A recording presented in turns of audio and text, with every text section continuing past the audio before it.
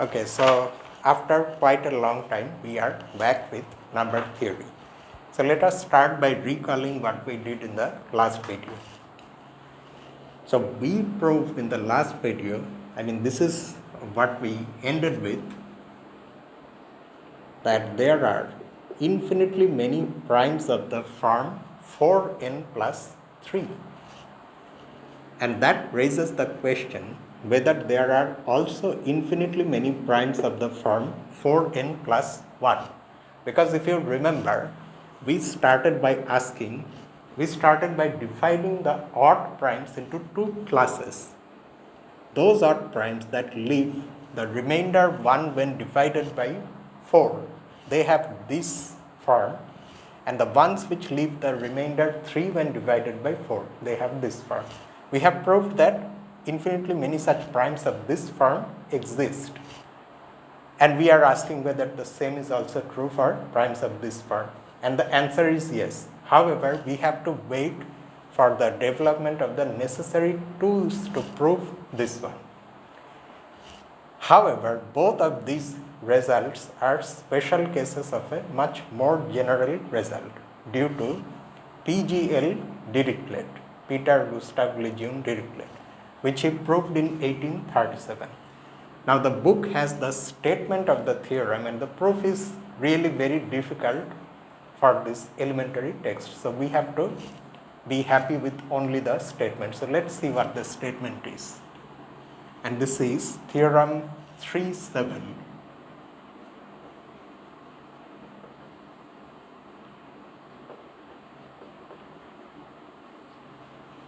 It is due to Dirichlet. Let A and B be two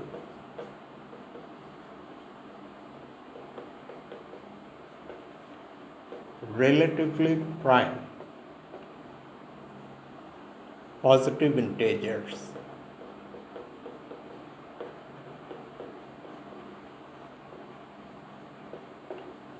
Okay, that means there is no common factor between them, common prime factor between A and B, and they are positive integers.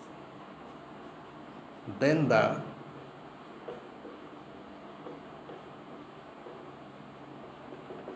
arithmetic progression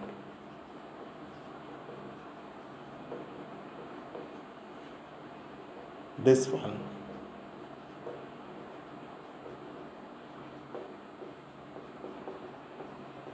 and so on. Of course, the number of terms in this progression is infinite. We are not looking at a finite arithmetic progression, but an infinite sequence of numbers which look like this. And you already know what an AP is. It starts with a number but then increases by a definite amount, and that definite amount is B, which is also called the common difference, and is the difference between two consecutive terms. Okay, and A is sometimes called the first term of the progression. Excuse me. So such a progression has infinitely many prime numbers.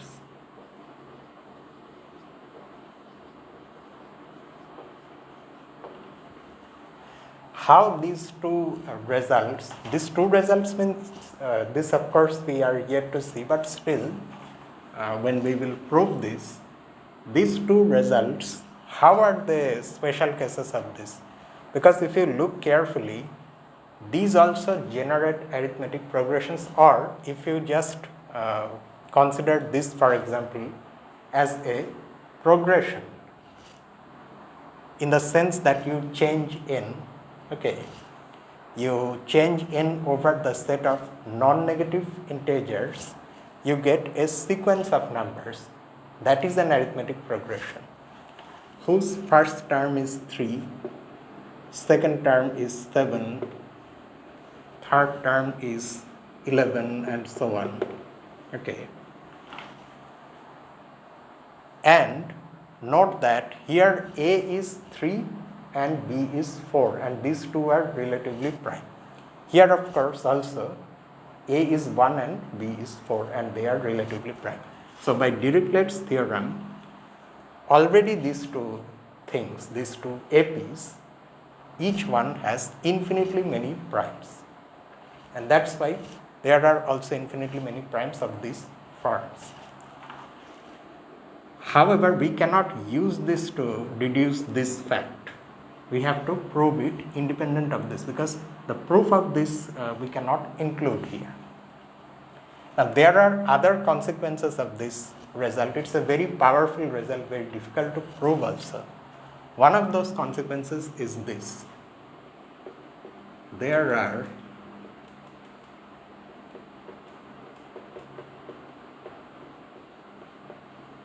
infinitely many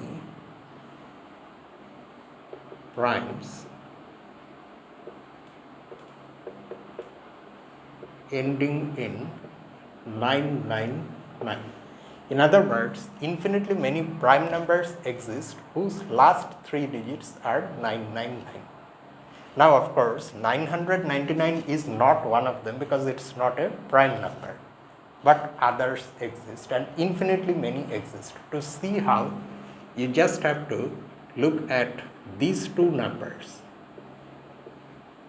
this and 999. Of course, they are relatively prime, their GCD is 1. So, if we consider this arithmetic progression, where n varies over the non-negative integers, then by Dirichlet's theorem it has infinitely many primes, and if you look at the numbers that you have in this AP, they all end in 999. Why? Because of the form of these numbers. The first one, which you get when you put n equal to 0, is just 999. Then when you put n equal to 1, you get 1999. And after that, all the subsequent numbers, they are numbers where the difference means the distance. I am saying in vague terms, okay. The distance between 1 and 9 increases. That means more and more zeros appear in between. But whatever happens, whatever n you choose, those last 3 digits remain 999. So by Dirichlet's theorem, infinitely many primes exist ending in 999. So this is another consequence of the theorem. Alright, so APs exist having infinitely many prime terms. However, no such AP can have all its terms prime. Okay, that is not possible. Let's see how. Infinite AP, okay, not finite. To see how that is not possible, let's also write this, okay. No arithmetic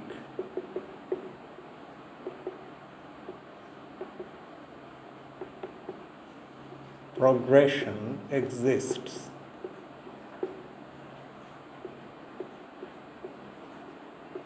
all of whose terms are prime numbers.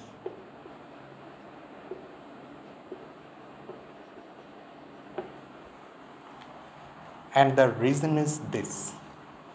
Suppose, to the contrary, that the AP, this AP say,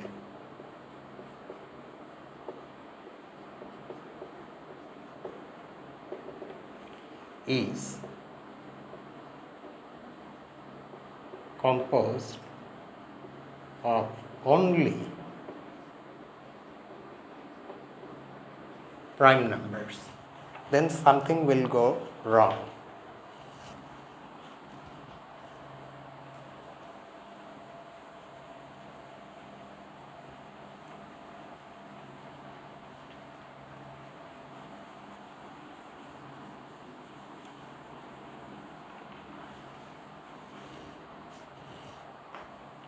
Only prime numbers. Okay.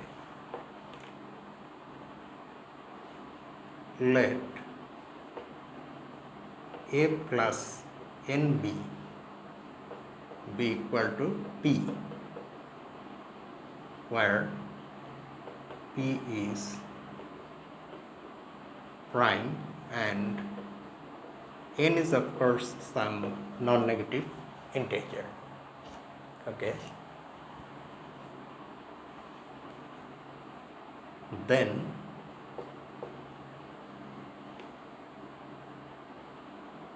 we have these things: a plus nkp. Okay.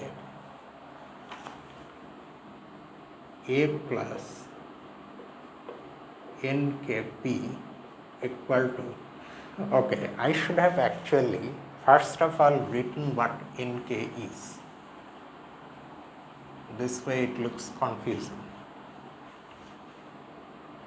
Let nk be equal to n plus kp, where n of course is this particular n and k is any non-negative integer. So actually here we are looking at a sequence of numbers nk, where k is changing, n is fixed. Then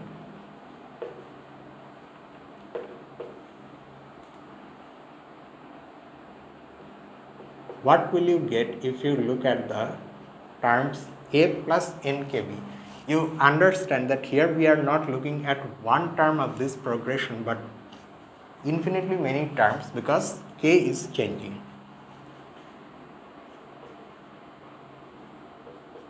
What is nk? N plus kp times b. So this becomes a plus nb plus kpb, but a plus nb is p plus kpb, which is equal to p times 1 plus kp. Now of course according to our supposition, all the terms of this progression are prime. However, here we see a possible factorization of this term a plus nkp. To save it from being a composite number, you can take k equal to 0. However, k is your choice, so you can of course very well take k to be non-zero. There are infinitely many non-zero k's. For all of them, this is not 1. Okay, this is 1 plus kp is greater than 1. And that is why this number a plus nkb cannot be prime. It's a composite number, which is composite for all k greater than or equal to 1. And that is of course a contradiction. In fact, it has shown something else also. Even without this supposition, if you started your argument simply by considering such a progression, okay, one of whose terms is a prime, then this calculation shows that the progression actually has infinitely many composite numbers. Dirichlet's result says that such a progression has infinitely many prime numbers, if you also assume that A and B are relatively prime, which we have not assumed here to show this, but say you assume that A and B are relatively prime, then you know that there are infinitely many prime numbers in this progression appearing as terms, some of its terms. However, starting from any such prime term, you are able to see or show that also the progression has infinitely many composite numbers as well. So, not only is it the case that all the terms are not primes, but actually infinitely many composite terms also exist. Okay.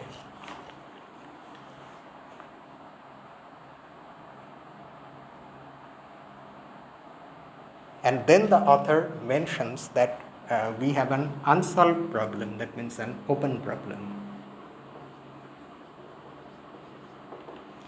And the problem is this: are there arbitrarily long but finite arithmetic progressions consisting of only prime numbers? We have seen that having an infinite progression, arithmetic progression, all of whose terms are prime, is impossible. But then what is the next best thing? What if we look at only finite such arithmetic progressions? We can then ask, are there such arbitrarily long but finite APs composed of only prime numbers?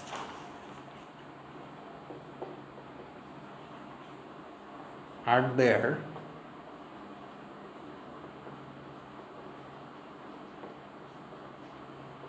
arbitrarily long but finite arithmetic progressions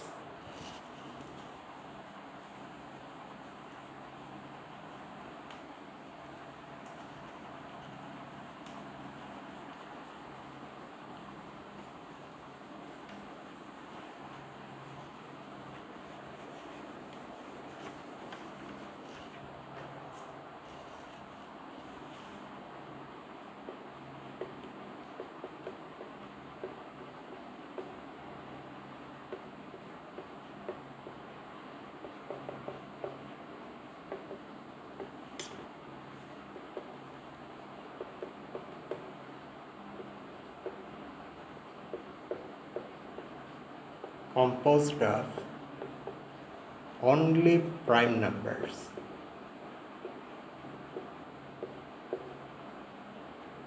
which are not necessarily consecutive primes but primes. Okay. Not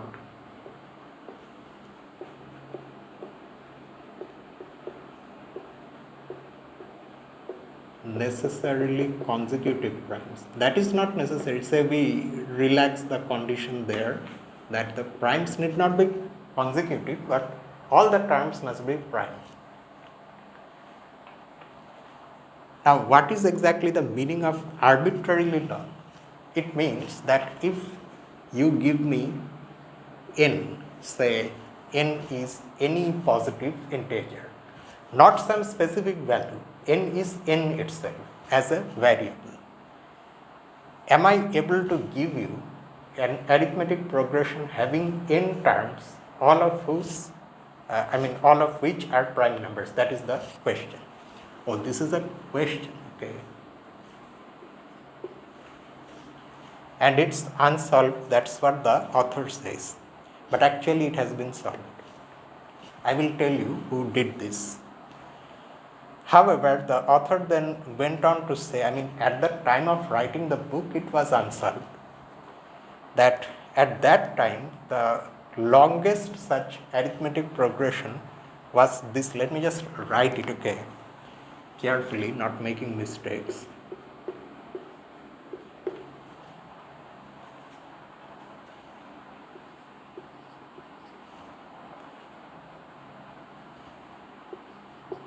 Seven, 8, 5, 0, 5, 5, 3 plus 4, 6, 0, 9, 0, 9,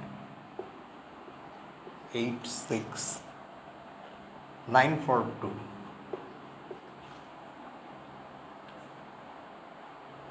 00 times n. Let me just check it once more. 1141 033 785 0553. So that is one of the numbers, plus 4609098 4609098 694200 694200 times n. For these values of n, for all n in this range, these numbers are all prime. Okay, so this is an AP, all of whose terms are prime, and it has length 22, it has 22 terms.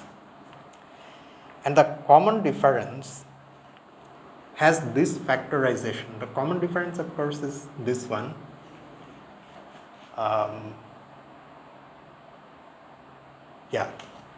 And that has this following factorization. 2 cube times 3 times, it's not simply that the author is trying to just show the factorization, but you will notice something among these factors. 11 times 13 times 17 times 19 times 23 times 1033.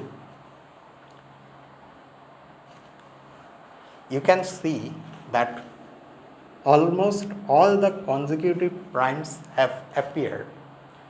Almost all, I should not perhaps say it almost all, but actually all the consecutive primes less than this length 22. The length of this AP is 22, right? So all consecutive primes less than 22. You see 2, 3, 5, 7, 11, 13, 17, 19. They have all appeared. Actually 23 also has appeared, but that's not the point. Less than 22 have appeared, and as a result their product divides this common difference. Now this is not an arbitrary occurrence, or it's not a simple coincidence. It's actually a result. So let's see what that result says. That is the next theorem.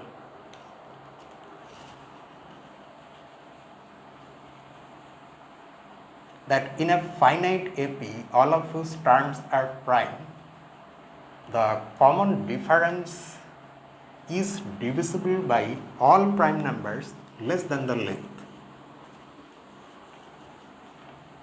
It's a strange result, but it is what it is. And this result gives you an idea of how to find such APs. So this is Theorem 3.8. If all the n terms and n is greater than 2,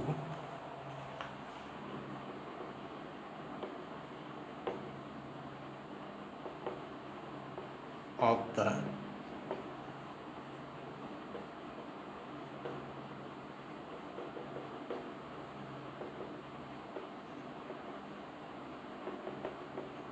arithmetic progression, which goes like this: a plus b, a plus 2b, and so on, but it's a finite AP and it has n terms, so the last term is a plus n minus 1 times b, are prime numbers. Okay, if all the terms are prime numbers,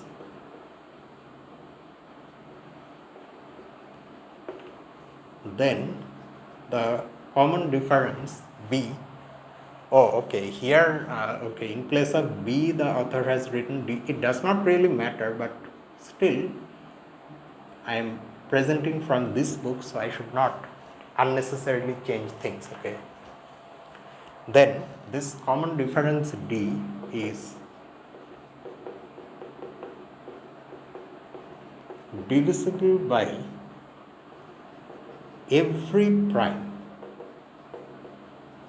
Q that is less than the number of terms, or also known as the length of the AP. There are n terms, so any prime Q less than n has to divide that common difference. But why? Let's see the proof. The proof is by contradiction. We will suppose that there exists a prime less than n which does not divide D, and then arrive at a contradiction. So say this is one such prime less than n, Q is prime. I am not writing things formally, okay, for the sake of time. And suppose that Q does not divide D, then what can possibly go wrong? The author then claims that the first Q terms of our AP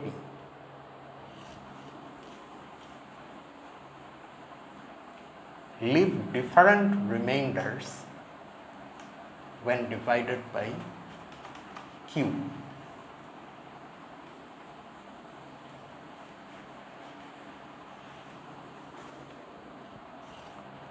The first Q terms, which are of course this A plus B, A plus 2B, and like that we can go till A plus Q minus 1. Again I am writing B, see.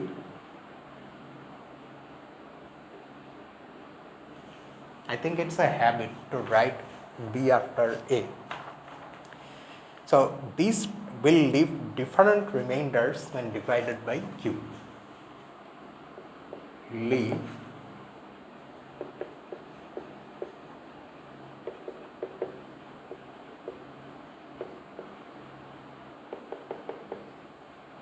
different remainders when divided by Q. Suppose not. Okay. That means what?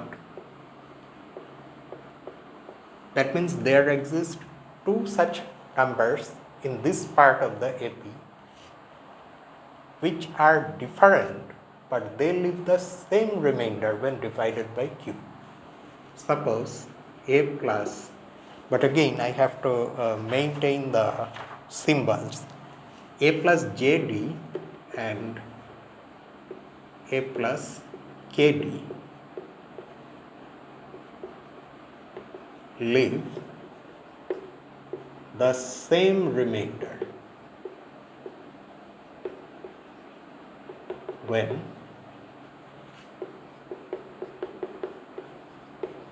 divided by Q, where say these are different terms. Okay, so J and K have to be different. One of them has to be smaller than the other. Say J is the smaller one. Okay, now we already know that if two integers leave the same remainder when divided by Q, then their difference is divisible by Q, or in other words that they are congruent to each other modulo Q. But then Q divides A plus KD minus A plus JD, which is K minus J times D. However, we have already assumed that Q does not divide D. We have already supposed that. Since Q does not divide D, GCD of Q and D is equal to 1. Note that this non-divisibility in general does not imply this. but non-divisibility coupled with the fact that Q is a prime implies this. Since Q is a prime, its only positive divisors are 1 and Q. Among them, Q is not a divisor of T. So that means 1 is the only positive divisor that is common to Q and T, and that is why that is also the GCD. But then, if Q and D are relatively prime, Euclid's lemma tells us that Q has to divide this factor. Q being a prime has to divide one of them, and Q is already not dividing D. So, Q has to divide K minus J. But what is K minus J? Note that K minus J on one hand of course is greater than 0 because J is less than K. On the other hand, it is less than or equal to Q minus 1, and as such it is strictly less than Q. Now between 0 and Q, Q does not divide any number. Okay. Q of course divides 0, and the next multiple of Q is Q itself. In between this, Q does not have any multiple. So we have arrived at a contradiction.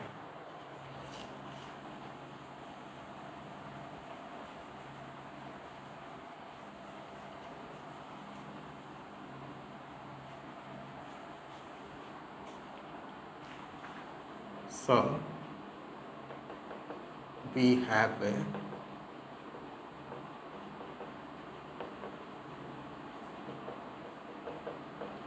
contradiction. Thus, our last supposition is wrong.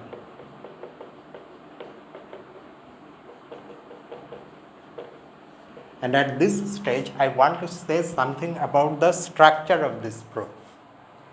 You see, there are two suppositions, okay. In the beginning itself, we have supposed the existence of a prime Q less than n that does not divide D. This is our first supposition, and we want to prove that this is wrong. And we are working towards getting a contradiction.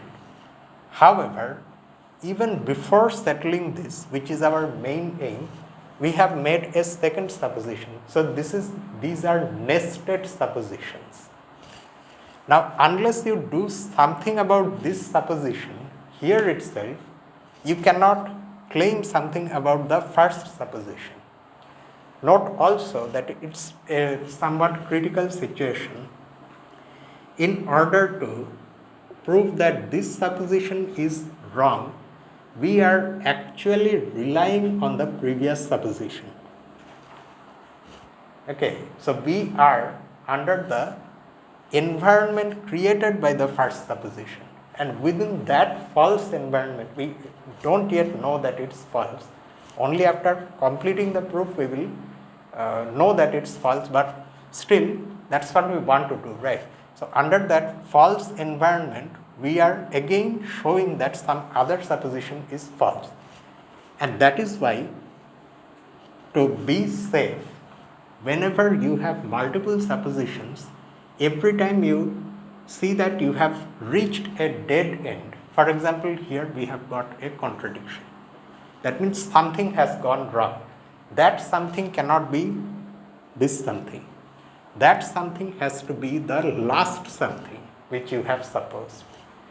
So that is why this supposition is wrong, and that is why, to be safe, always write the last supposition is wrong. That means the latest supposition, the current supposition.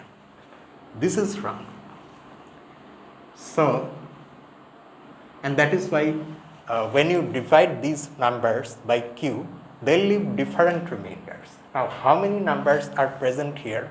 Q numbers, and they can leave only the remainders 0, 1, 2, 3, etc. up to Q minus 1.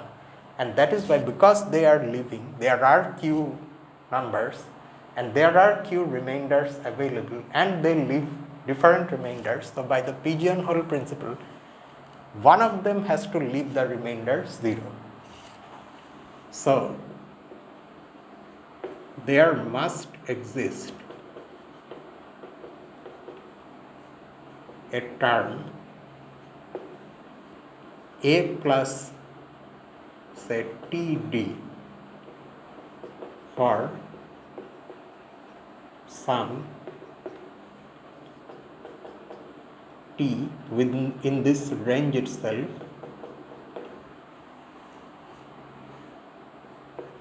that leave the remainder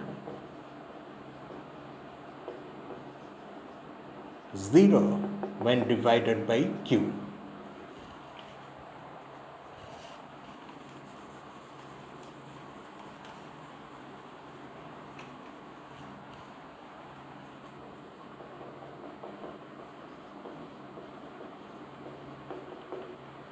Or in other words,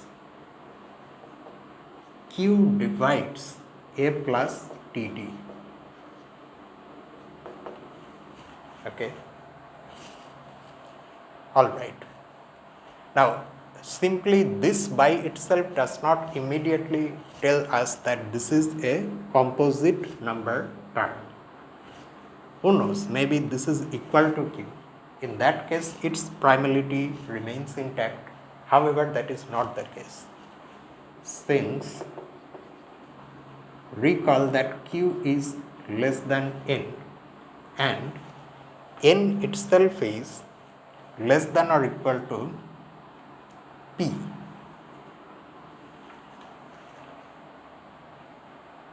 Okay.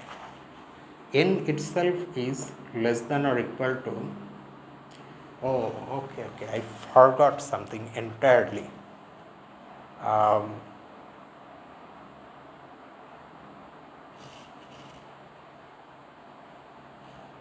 I don't remember. Yeah, I must have started. In the original statement of this theorem itself, I must have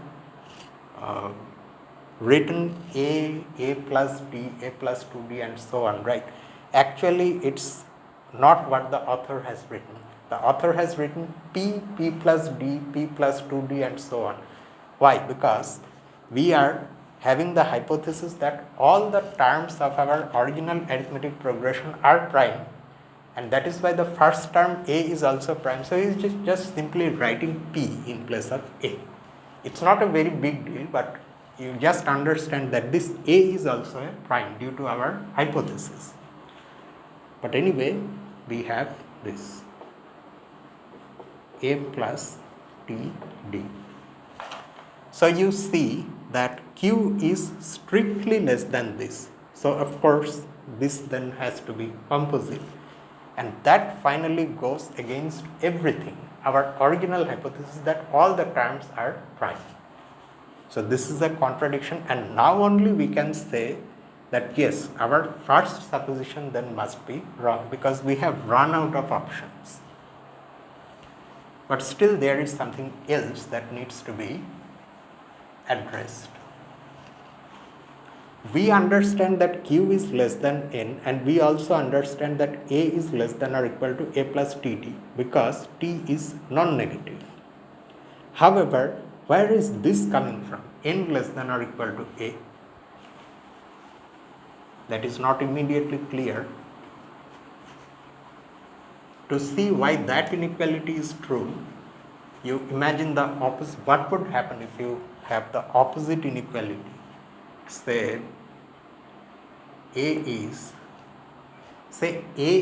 less than n. Okay. If a is less than n, then what can you say? Then one of the terms in our arithmetic progression will be a plus ad. Why? You see, because what is our progression? A plus d, a plus 2d, and so on, a plus n minus 1 times d. That means this a plus something times d, right? That something is lying between 0 and n minus 1. Now, if our a itself is less than n, that means A is within that range between 0 and n minus 1. A of course is positive, it is not 0, but then it is greater than 0 and less than or equal to n minus 1. So, one of the terms will be A plus AT, where in place of that something you are taking A. However, that gives you what? A times 1 plus t. A is greater than 1. Why? Because A is a prime. A is one of the terms. By our hypothesis, all the terms are prime. So, A is prime and hence A is greater than 1. And 1 plus D of course is also greater than 1. Why? Because D is greater than 0, being a positive integer. That is why these are two proper factors of this term, and hence this term is not prime, going against our hypothesis again. And that is why we cannot have A less than n. We must have A greater than or equal to n, which makes the proof complete. Now, after this, of course, the author continues by making another conjecture. Okay, fine. So, this is unsolved according to the author. Okay, at that time it was unsolved, but later also, of course, it got solved. But then another conjecture was posed. Are there finite arithmetic progressions of arbitrary length, but this time composed of consecutive primes? Okay. In the first conjecture, we kept the consecutive condition relaxed. Okay, we did not require having consecutive primes. But what if we require that also? For APs of length 3 and 4, there exist such APs, okay, and they are this 47, 53, 59. This is an AP, it has length 3, and these are not just primes but consecutive primes. And another such AP of length 4, where the terms are consecutive primes, is this 263, 269. And let me now write the name of the paper in which Ben Green and Terence Taub proved that yes, there are arbitrarily long finite APs, all of whose terms are prime, not necessarily consecutive, but they are all primes. And the paper is this: the primes contain, this is the title,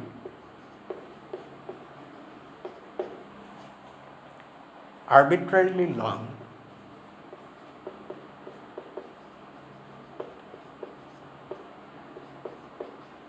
it's available online for free. Okay, you can see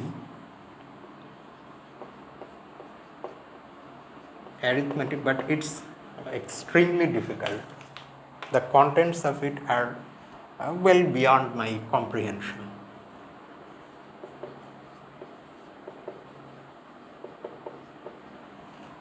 Progressions. The authors are Ben Green and Terence Taub, of course.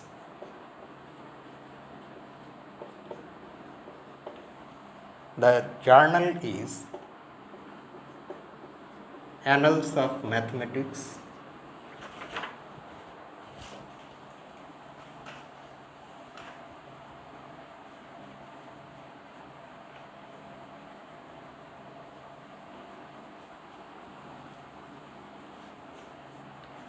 the analysts, of course, are nowadays the mathematicians who prove really this type of results in number theory, because analytic number theory is an extremely active area of research.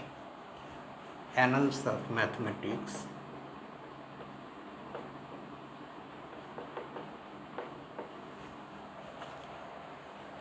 volume number 167, and it was published in 2008.